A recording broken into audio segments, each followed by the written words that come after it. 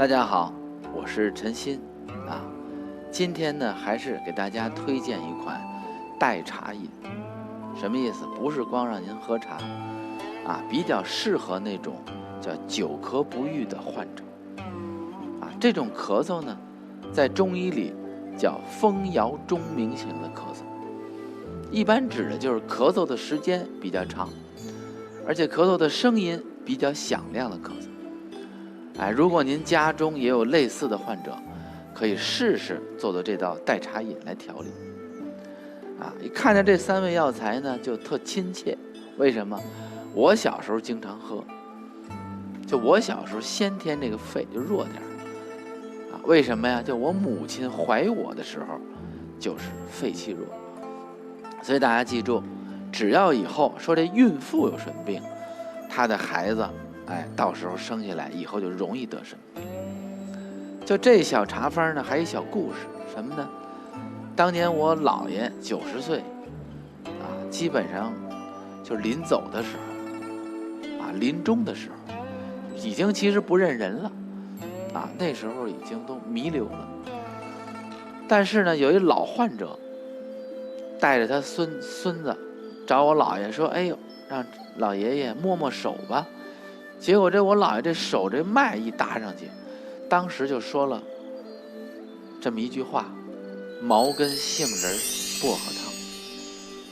什么意思？就是说我姥爷弥留期间搭着这孩子的脉，都知道他有咳嗽，怎么办？就用这毛根杏仁薄荷这3味药熬了以后就治这咳嗽。果不其然，抱着这小孩拿这3味药抓完了以后，熬成水一喝，没1天就不咳了。所以呢，今天把这个小方子贡献出来看大家如果适用喝了，如果能够止咳最好。那如果还没止住怎么办？就得找您当地的这个中医大夫来调了不是一个汤子治百病，大家记住。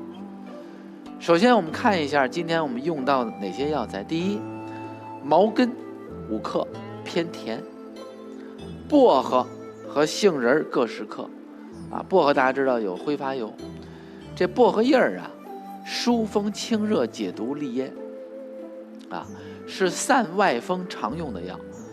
我门诊呢，大家去过的知道，门口呢有一溜药谱，其中有大约2平米的地方就专种薄荷，那是新鲜的薄荷。我们那院呢大约有个2000个员工，那一个院子里不少单位，有时候路过我就鼓励他们干嘛呢？抓点薄荷叶回去沏茶，就有这个疏风清热解毒利咽的作用感冒的时候头疼一定加薄荷，喝下去头就不疼了。毛根有时候我们经常跟芦根一起用要是一对药，叫生津止渴，止血止呕，清热解毒，止痛，还消炎杀菌。然后第3个我们说杏仁。杏仁大家都知道杏仁2种，甜杏仁、苦杏仁。我们用药的一般是苦杏仁，干嘛呢？专门我们说这个治疗这个咳嗽。但有的时候呢，这对药经常跟桃仁一块用，就桃杏仁一块用，对于哮喘深度的，比如说肺部的一些疾病，它是有作用的。但是我们用的是苦杏仁，人家这个其他地方呢用的，我们吃的这些零食都是甜杏仁。所以我们这3味药材一起放在锅中，先泡30分钟，这是为了让药材当中的药性更好的融入水里。然后我们再用大火煮开，转成小火慢炖15分钟。时间到了，依照自己的温度量温一点服用就行了。所以这个代茶饮1天喝2次，2、3天就能看到效果。下面呢，我们为了家里熬起来方便，还是老规矩毛根5克。这毛根呢它比较轻可以多倒一点5克。好，薄荷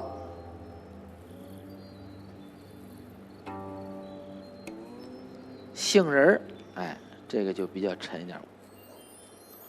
好，拿这小袋子搁在我们的这个煮茶壶里头，对，然后开锅，大约煮开以后10几分钟就可以喝了，不要煮时间太长啊。然后大家试一试，然后看看口感。如果这个没有糖尿病呢，往里搁点冰糖，搁点蜂蜜也可以啊，是挺好的一味利咽的清热解毒的一味茶，大家试试啊。同时对于肺部的咳嗽也能够有一定的止息作用。